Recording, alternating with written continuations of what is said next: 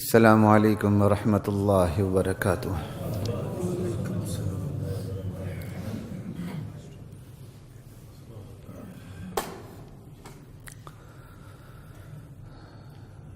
بسم اللہ الرحمن الرحیم والصلاة والسلام علی رسولہ الکریم، اما بعد فاعوذ باللہ من الشیطان الرجیم، بسم اللہ الرحمن الرحیم۔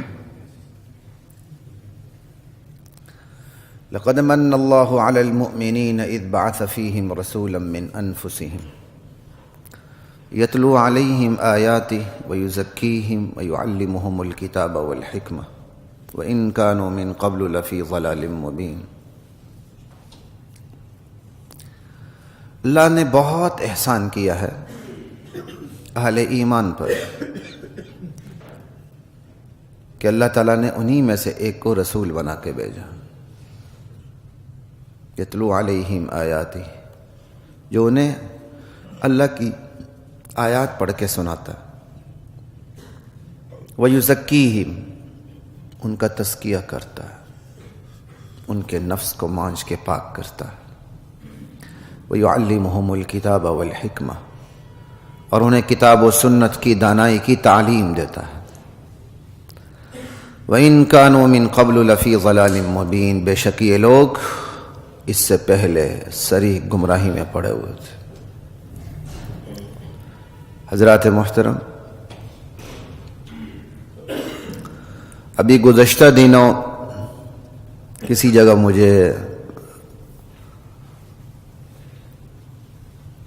کچھ سنانے کا موقع ملا، لیکچر دینے کا موقع ملا کہیں، تو جو مجھے عنوان دیا گیا تھا وہ تھا کہ نبی کریم صلی اللہ علیہ وسلم کا طریقہ تعلیم کیا تھا۔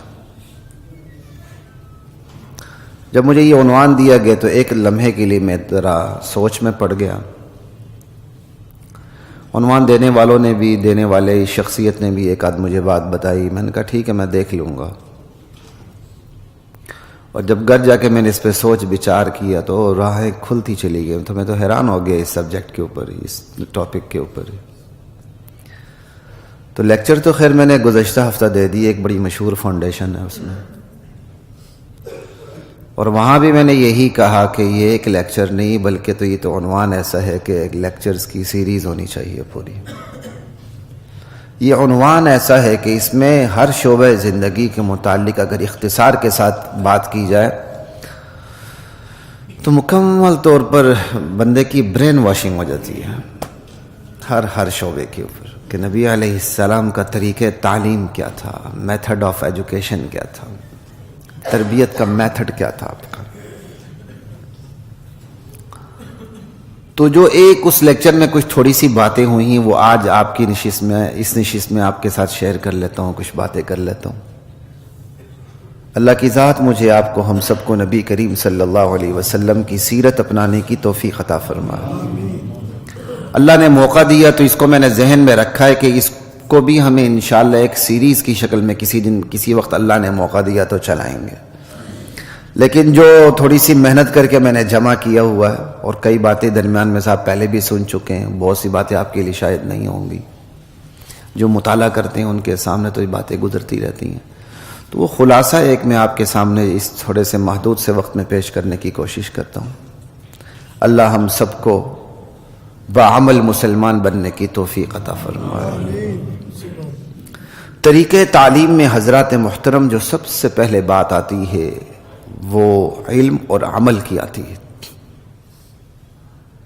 تعلیم کب ہوگی؟ جب علم ہوگا تو اس کی تعلیم ہوگی نا، ویسے تو نہیں ہوگی۔ اور اللہ تعالیٰ نے اپنے نبی کو امی رہنے دیا۔ ما کنت تدری ما الکتاب ولا الایمان، میرے نبی وحی آنے سے پہلے نہ آپ کتاب کو جانتے تھے، کتاب کیا ہوتی ہے، نہ آپ ایمان کو جانتے تھے کہ ایمان کی تفصیلات کیا ہوتی ہیں۔ ٹھیک ہے، اللہ تعالیٰ نے اپنے نبی کو براہ راست اپنی شاگردی میں رکھا، دنیا کی کسی ہستی کو نبی کا استاد بننے نہیں دیا، اور یہ ہر نبی کا اعجاز ہے۔ کہ اس کے استاد براہ راست خود اللہ ہوتے ہیں. کوئی مخلوق میں سے کوئی فرد اس کا استاد نہیں ہوتا. اس کا امی ہونا اس کی شان ہوتی ہے.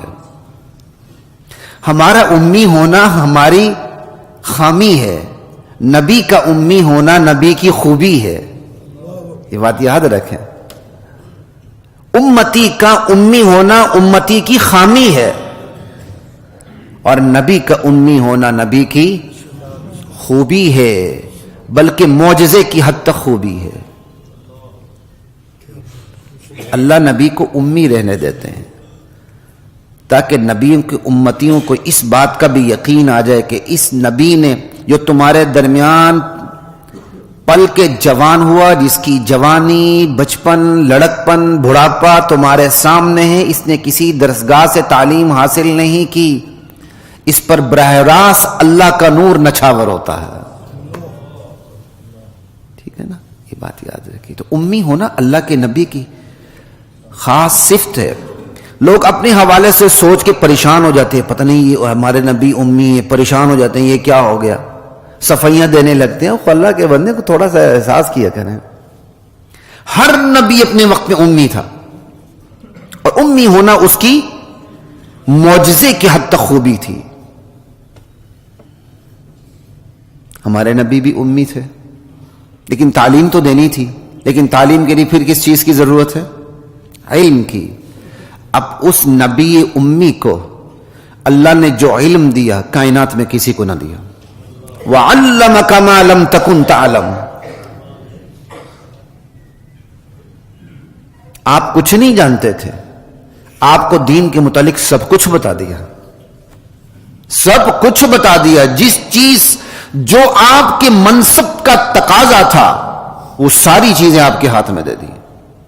جو آپ کے منصب کا تقاضا نہ تھا ان چیزوں سے آپ کو بہت سی چیزوں سے لا علم بھی رکھا اور اس سے آپ کے منصب پر کوئی فرق نہیں آتا. جو آپ کے منصب کا تقاضا تھا وہ بتایا بس. اللہ کے نبی کوئی فزکس کے فارمولے لے کے نہیں اترے، کوئی نومیریکل سمجھانے کے لیے تشریف نہیں لائے، کوئی میتھمیٹیکل فارمولے سمجھانے کے لیے تشریف نہیں لائے، وقت کی فلسفی سمجھانے کے لیے تشریف نہیں لائے. اللہ وہ علم سمجھانے آئے ہیں جو محض عقل سے سمجھ میں، نیری عقل سے سمجھ میں نہیں آ سکتا جب تک اس عقل کے ساتھ وحی کی روشنی حاصل نہ ہو اس عقل کو. جہاں عقل کی اڑان ختم ہوتی ہے وہاں سے وحی کا آغاز ہوا کرتا ہے. لا الہ الا اللہ. تو یہ ہے علم. وَعَلَّمَكَ مَا لَمْ تَكُنْ تَعْلَمُ. آپ کے منصب کے حوالے سے جس علم کی اور جس مقدار سے، جس کیفیت اور کمیت میں علم کی ضرورت تھی آپ کے سینے کو اس علم سے بھر دیا گیا. ایک بات. اگلی بات،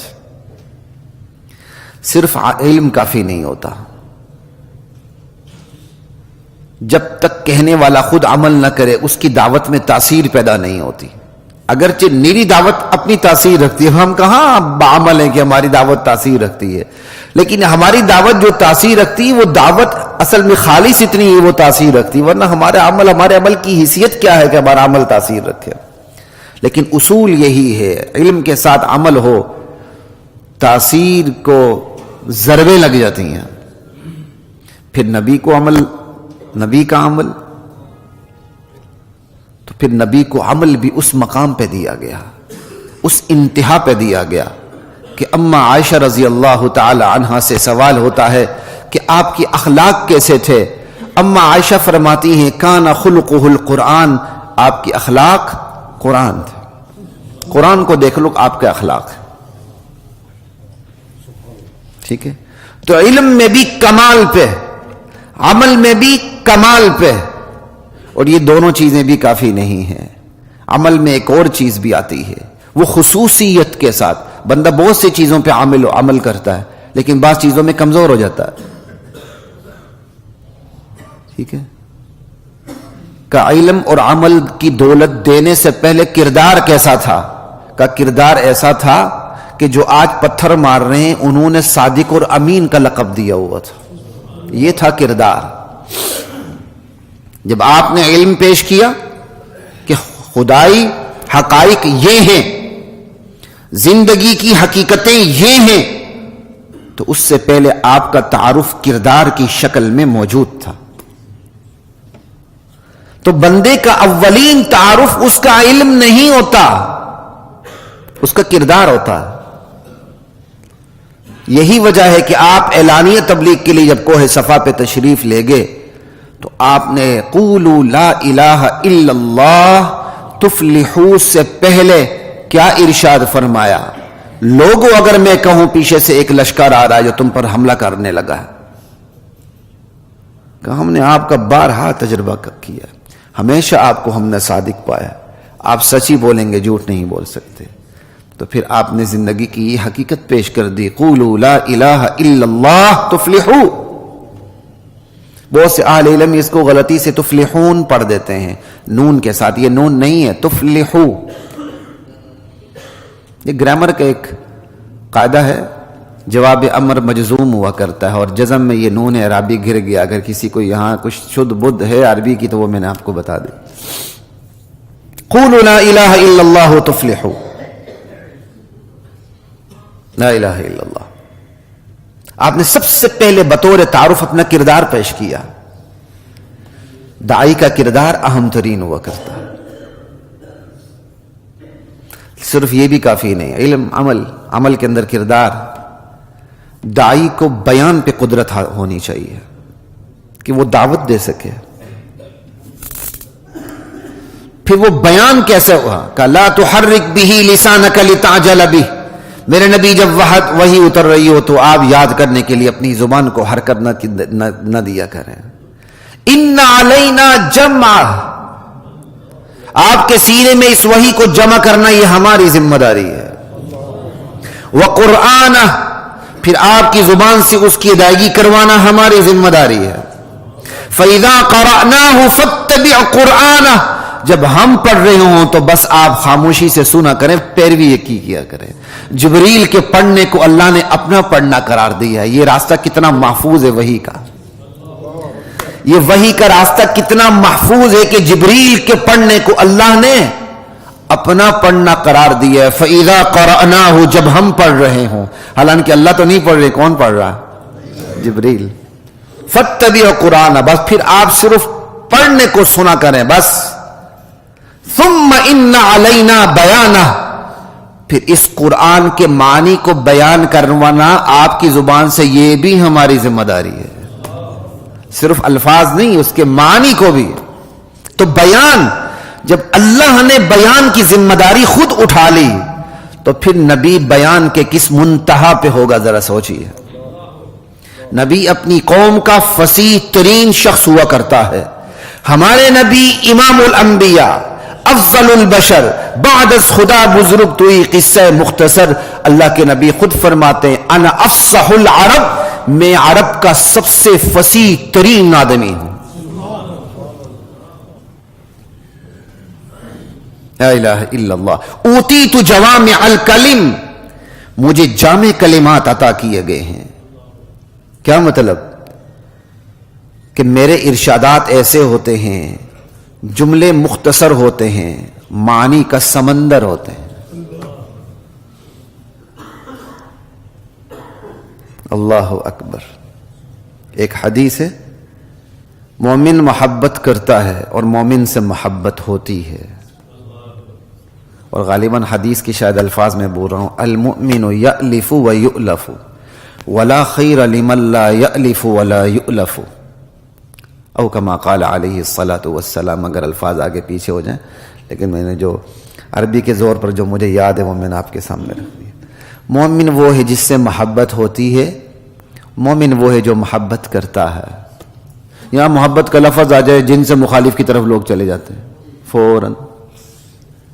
یہاں محبت کا لفظ آ جائے، کسی اور سسٹم کی طرف چلے جاتے ہیں. وہ اللہ کے بندو، محبت تو بڑی پاکیزہ چیز ہے. بات کی، مومن محبت کرتا ہے، مومن سے محبت ہوتی ہے.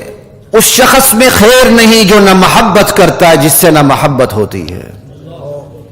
وَخَيْرُ النَّاسِ أَنْفَعُهُمْ، تم میں سے بہترین شخص وہ ہے جو سب سے زیادہ نفع رساں ہو، جس سے فائدے ہی فائدے، نفع ہی پھیلے۔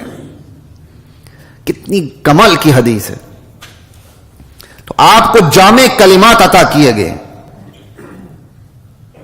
پھر آپ کو میدان تبلیغ میں اتارا گیا۔ یہ تو تعلیم دینے سے پہلے آپ کی پوری جن چیزوں سے آپ کو آراستہ کیا گیا یہ ہے۔ اب آگے تعلیم کی طرف چلتے ہیں۔ تعلیم کیا دی پھر آپ نے؟ دنیا میں نظریات بھی ہیں، دنیا میں مفروضات بھی ہیں، دنیا میں اعمال کی بھی ہزاروں لاکھوں اقسام ہیں، دنیا میں مسائل کی بھی بیسیوں اقسام ہیں، دنیا میں وسائل کی بھی بیسیوں اقسام ہیں۔ آغاز کہاں سے کیا جائے؟ اللہ کے نبی نے اپنے طریقے تعلیم میں جو آغاز فرمایا وہ عمل سے نہیں فرمایا، ایمان سے فرمایا۔ عملیات سے نہیں کیا، ایمانیات سے کیا، نظریات سے کیا، عقائد سے کیا۔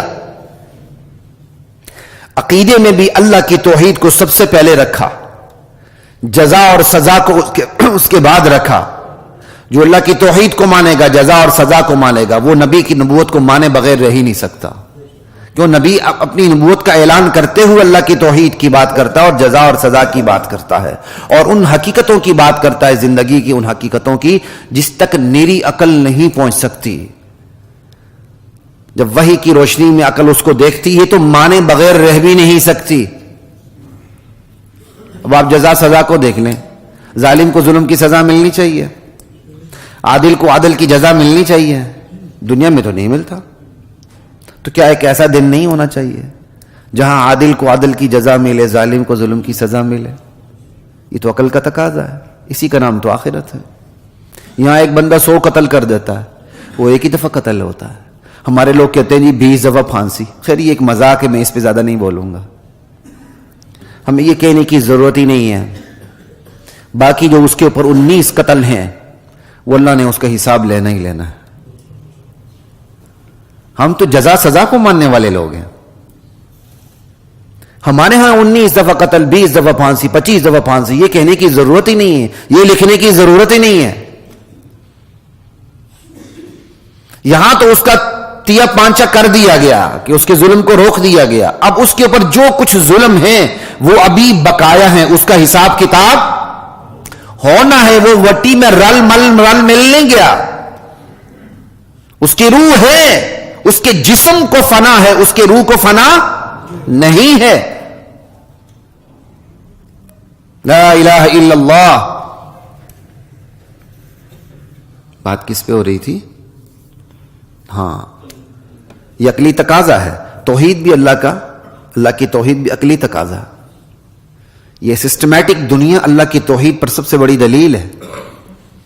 یہاں سے آپ نے بات کا آغاز فرمایا، نظریات سے آغاز فرمایا۔ مشرکین مکہ کے اندر کون سی برائی نہیں تھی؟ شرابی تھے، بدکار تھے، اور اپنی بدکاریوں کو اٹھا کے میڈیا پہ لاتے تھے۔ آپ حیران ہوں گے، میڈیا؟ ہاں بھائی، ہر دور کا اپنا میڈیا ہوتا ہے۔ اس دور کا میڈیا کیا تھا؟ شاعری، پوئٹری، سمجھ آئی؟ اس میں لاتے تھے، اور یہ بہت ہی مؤثر ترین میڈیا تھا ان کا۔ وہ اپنی عشقیہ عاشقانہ کارگزاریاں من وعن شعروں میں بیان کر دیتے تھے۔ بادشاہوں کی بادشاہتیں شاعر بچاتے تھے، جس طرح آج کل بہت سی گرانے والے اینکر ہوتے ہیں، بچانے والے اینکر ہوتے ہیں۔ یہ میڈیا ہوتا ہے۔ یہ میڈیا کیا کرتے ہیں؟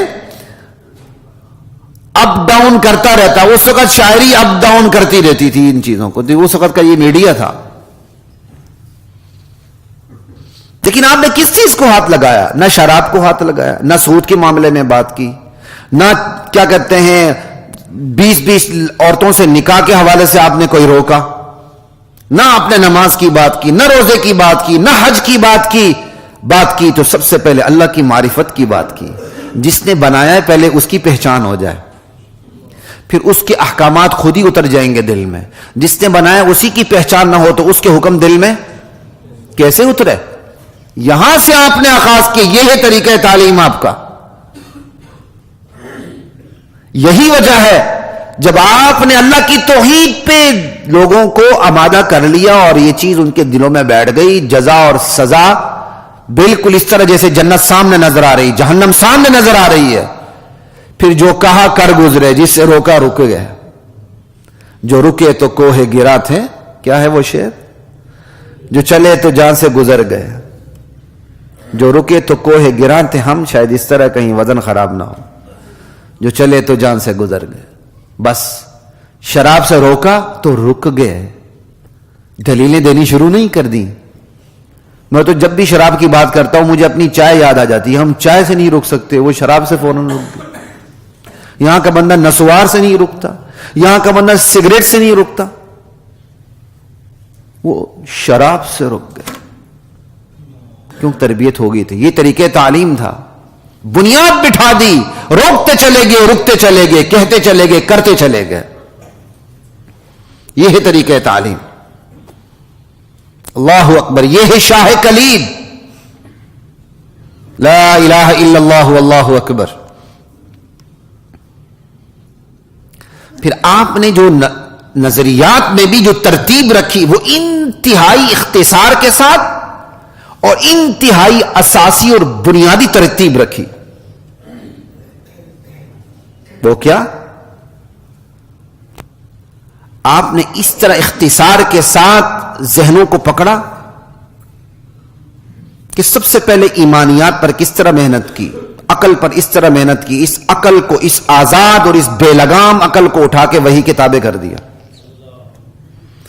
اب جو عقل وحی کے تابع ہو جائے، آپ اسے جو مرضی کہیں وہ مانتی چلی جائے گی. آپ کا یہ منہج تھا، یہ پیراڈائم تھا، یہ میتھڈ تھا. آپ نے عقل کو وحی کے تابع کر دیا. سمجھ آئی؟ اپنے علم کے زور پہ، عمل کے زور پہ، کردار کے زور پہ، تبلیغ کے زور پہ. زبردستی نہیں.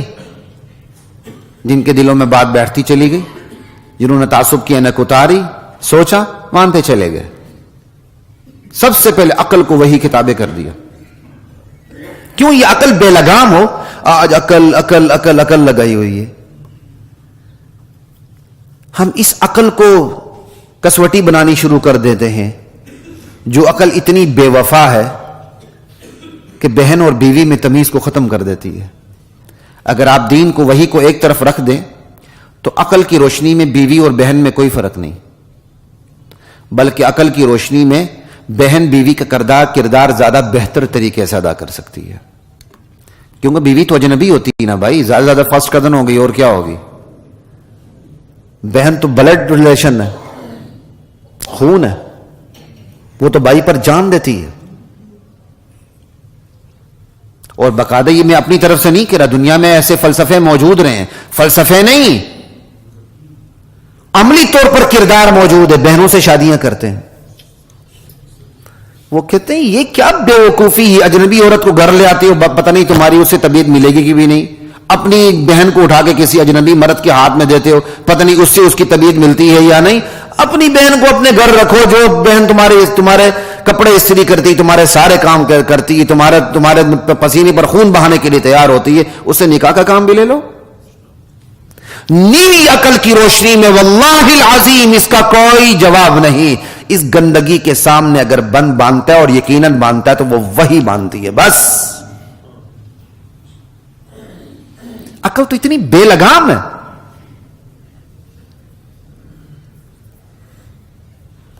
باپ اور میاں میں فرق مٹا دیتی ہے، ماں اور بیوی میں فرق مٹا دیتی ہے، بیٹی اور بہن اور بیوی میں فرق کو مٹا دیتی ہے. آپ نے جو طریقہ کار اختیار کیا، عقل کو وحی کے تابع کر دیا. اور دوسرا کام مکمل طور پر اطاعت گزاری پیدا کرتی ہے، اور اطاعت گزاری کے ساتھ ہوش حواس برقرار رکھے. عباد الرحمن کی صفت آئی ہے، لم یخروا علیہا صما وعمیانا. رحمان کے بندے اندھے بہرے ہو کر نہیں گرتے، اثر قبول کرتے ہیں. نبی علیہ السلام جب کوئی ارشاد فرماتے تھے تو باقاعدہ صحابہ تشریف لاتے تھے بعض اوقات. یا رسول اللہ، یہ حکم ہے یا مشورہ ہے، رائے ہے؟ حکم ہوتا پیچھے ہٹ جاتے تھے. ہاں بھائی بس حکم ہے تو وہی ہے, سرنڈر ہونا ہے. رائے ہے تو پھر اپنی رائے بھی دے دیتے تھے. کیا رسول اللہ کیا یہ زیادہ بہتر نہیں؟ اور کئی دفعہ ایسا ہوا کہ آپ نے اپنی رائے چھوڑ کے صحابہ کی رائے کو اختیار فرما لیا.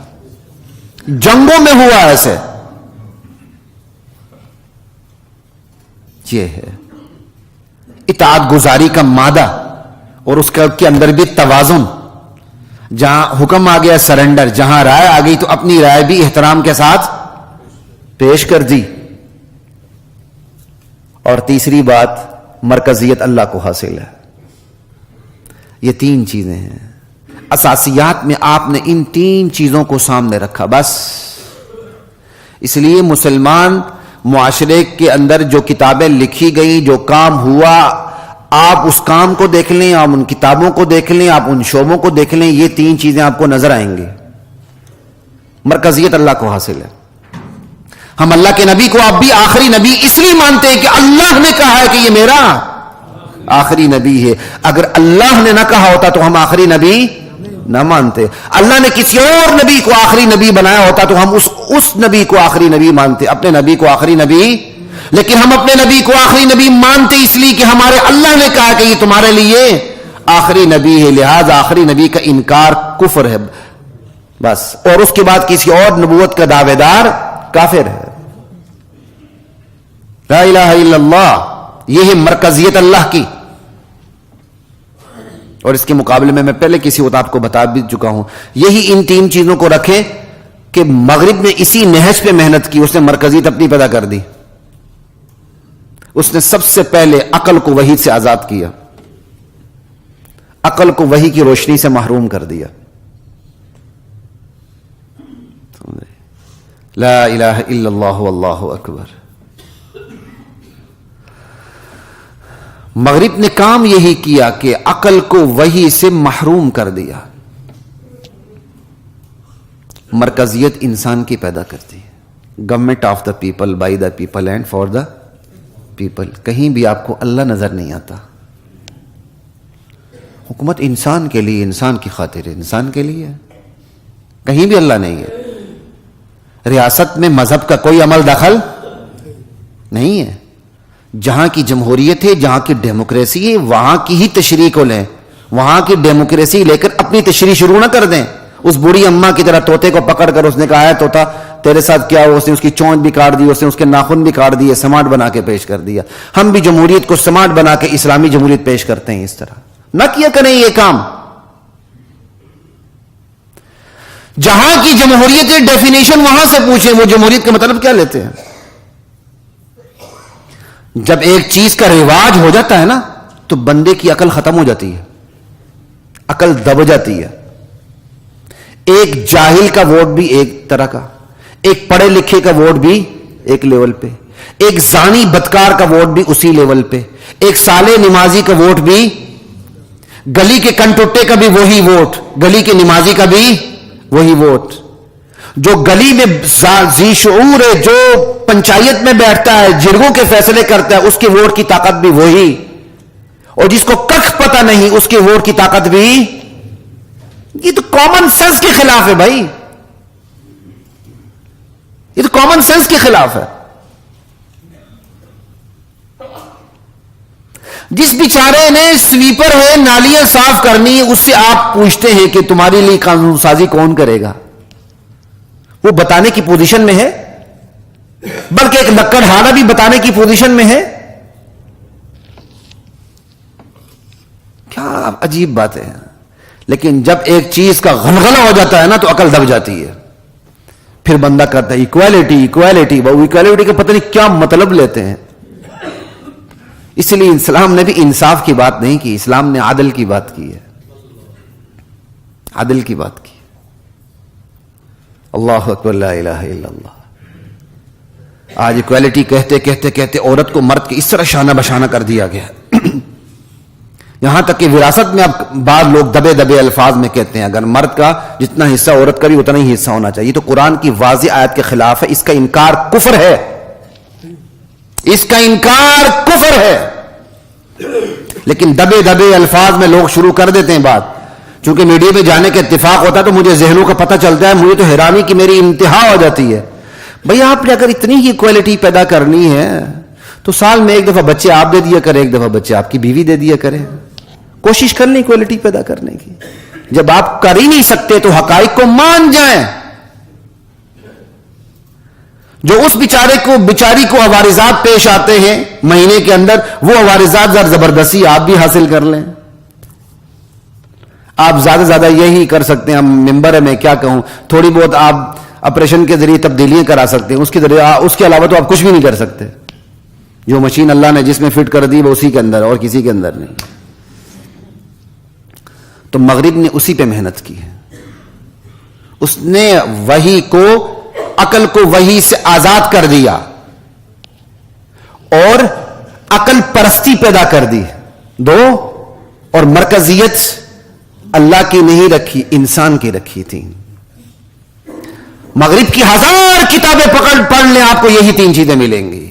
مغرب کی معاشیات کی کتاب پڑھ لیں یہی ملے گی, سماجیات کی پڑھ لیں یہی ملے گی, معاشرت کی, معیشت کی, مطلب جو مرضی کتاب اٹھا کے, مزاحیہ کتاب بھی اٹھا کے دیکھ لیں, لطیفوں کی کتاب بھی اٹھا کے دیکھ لیں, مغرب کی یہی 3 جراثیم آپ کو اس میں ملیں گے.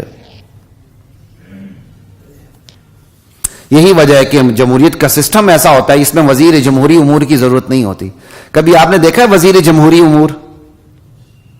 کیوں نہیں ہوتا جمہوری امور؟ کہ آپ ایزیوم کر لیتے ہیں کہ جمہوریت ہر شعبے میں, لہذا جمہوری امور کی ضرورت, البتہ وزیر مذہبی امور کی ضرورت پڑتی ہے. سمجھ رہے ہیں؟ البتہ وزیر, اگر آپ یقین کر لیں کہ اس دھرتی پہ اسلام ہے تو وزیر مذہبی امور کی ضرورت ہے. وہ وزیر معاشیات بھی ہے تو وہاں مذہب ہے. وہ وزیر سیاسیات ہے, جو مرضی ہے, جس مرضی وزارت, گٹر سے لے کر آپ عرش تک چلے جائیں, جو وزارت ہوگی اس میں دین ضرور ہوگا, تو وزیر مذہبی امور کی ضرورت نہیں ہوگی. لا الہ الا اللہ. یہ ہے طریقہ کار محنت کا کہ کم وقت میں کس طرح پکڑنا. وقت گزر گیا, آگے تھوڑا سا چل کے بس اشارے کرتا ہوں. نبی علیہ السلام نے اپنی محنت میں تدریج رکھی ہے. عقیدے میں تدریج اوپر سے نیچے کی طرف, عمل میں تدریج نیچے سے اوپر کی طرف. نظریات کی بات آئی تو سب سے پہلے بنیاد تو پکڑا, لا الہ الا اللہ, پھر جزا سزا, توحید, رسالت, آخرت, اس طرح. عمل کی بات آئی تو چھوٹے چھوٹے عمل پہلے, پھر آہستہ سے بڑے بڑے عمل. نماز فرض نہیں ہوئی, آہستہ آہستہ ہوتی گئی. نہ روزہ فرض نہیں ہوا, آہستہ آہستہ ہوتے گئی. نہ زکوٰۃ فرض نہیں ہوئی. حج فرض نہیں ہوا, پھر بعد میں تفصیلات بعد میں آتی چلی گئیں. عملیات میں نیچے سے اوپر کی طرف, اور نظریات میں اوپر سے نیچے کی طرف.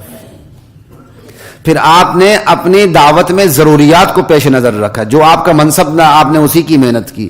جس چیز کا تعلق محض دنیا سے تھا تو آپ نے ارشاد فرمایا, انتم اعلم بامور دنیاکم, تم اپنے دنیاوی امور کو زیادہ بہتر سمجھتے ہو, کر لیا کرو. بس شریعت کے کسی اصول سے تمہاری بات ٹکرائے نہ. دنیا میں آزادی دے دی, مباحات کا دائرہ بڑا وسیع ہے. دین کے بارے میں ان کی حد بندیاں کر دی کہ تمہاری دنیا بھی دین کی حد بندیوں سے باہر نہ جائے. جتنی مرضی تم نے ترقی کرنی کر لو. لا الہ الا اللہ. پھر آپ نے جو دعوت کے اسلوب اختیار کیا, آپ کی لیکچر گھنٹوں پر مشتمل نہیں ہوتے تھے. مختصر بات ہوتی تھی, واضح بات ہوتی تھی, ٹھہر کے بات ہوتی تھی کہ آپ کے جملوں کو گنا بھی جا سکتا تھا, یاد بھی کیا جا سکتا تھا. اور جس بات کو آپ نے یعنی تاکید کرنی ہو تو 3 بار دہراتے تھے, بار دہراتے تھے. یہاں تک کہ نقشوں کی مدد سے بھی سمجھاتے تھے. ایک دفعہ آپ نے ایک مربع شکل بنائی, مرکب شکل میں آپ نے سیدھی لائن کھینچی, سیدھی لائن کے اوپر نیچے چھوٹی چھوٹی لائنیں آپ نے کھینچی, اور اس مربع شکل سے باہری بھی ایک لائن کھینچی. مربع شکل کو کہا یہ موت ہے انسان کی. درمیان میں سیدھی لائن کھینچی کا یہ انسان ہے. اس سیدھی لائن کے جو آر پار 3-4 لائنیں کھینچی, آپ نے فرمایا یہ انسان کے ساتھ اس کے عوارض ہیں, مسائل ہیں.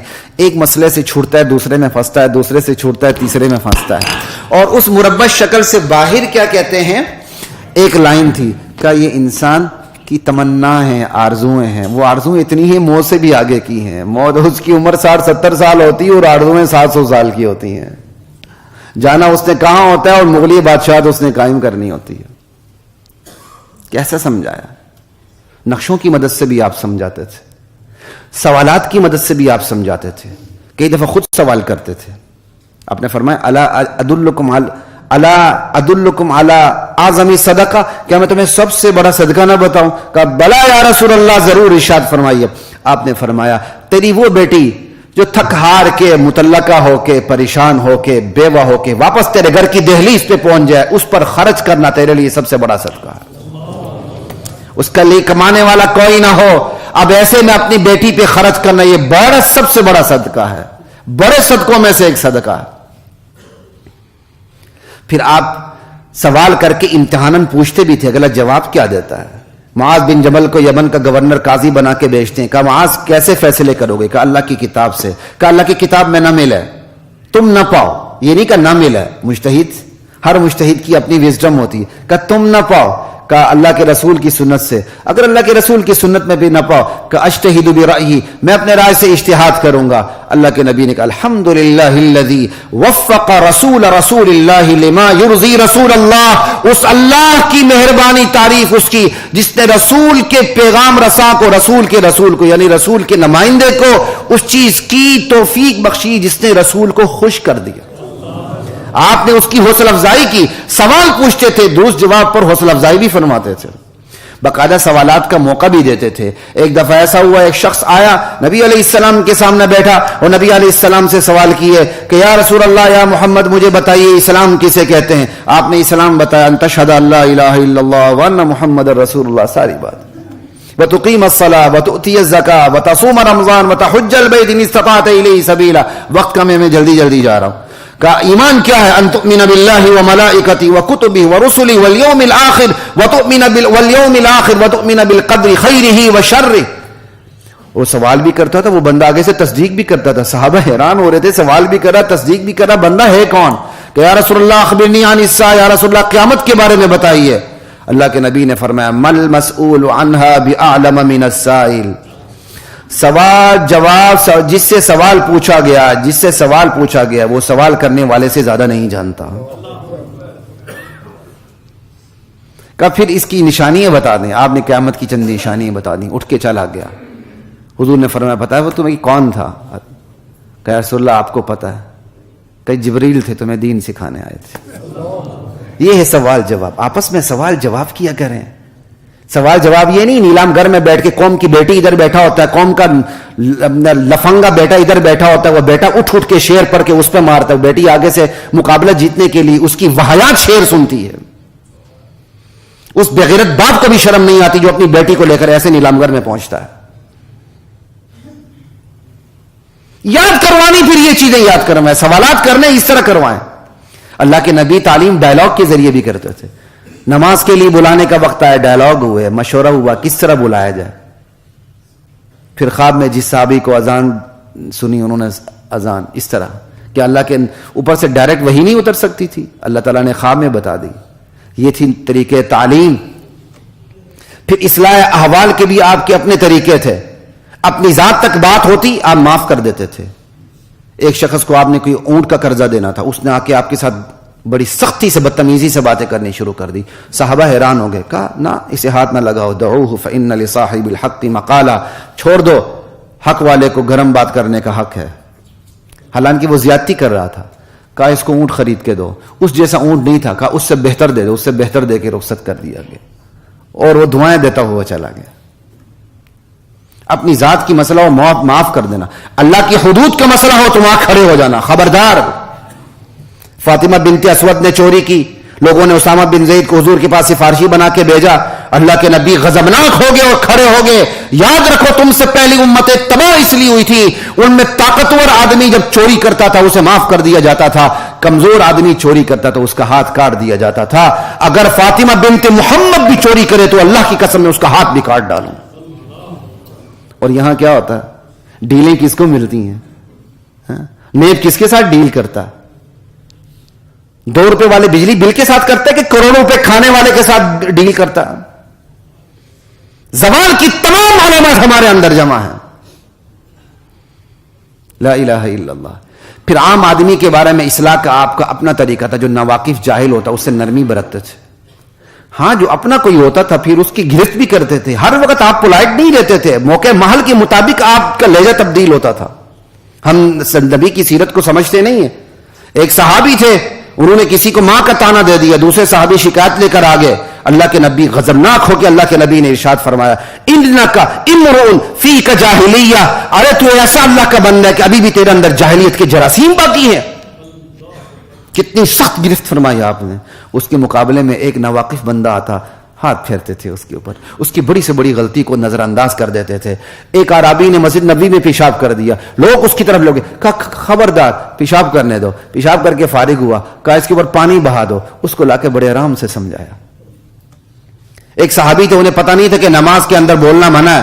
وہ آئے, ایک بندے کی چھینک آئی, اس نے یرحمک اللہ کہا. لوگوں نے اسے گورنا شروع کر دیا. اس نے کہا کیا تم مجھے کڑوی کڑوی نگاہوں سے مجھے گور رہے ہو؟ لوگوں نے اسے خاموش کروانا چاہا. تو وہ صحابی کہتے ہیں سمجھ تو کچھ بات نہیں ہے, میں خاموش ہو گیا. نماز کے بعد اللہ کے نبی نے پیار سے بلایا, نہ مجھے ڈانٹا, نہ مارا, نہ برا بلا کہا.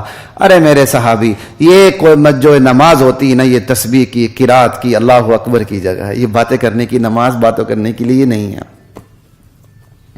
اور اس سے بھی بڑا واقعہ, ایک نوجوان آیا, کہا یا رسول اللہ مجھے زنا کی اجازت دیں. صحابہ کی مجلس ہے.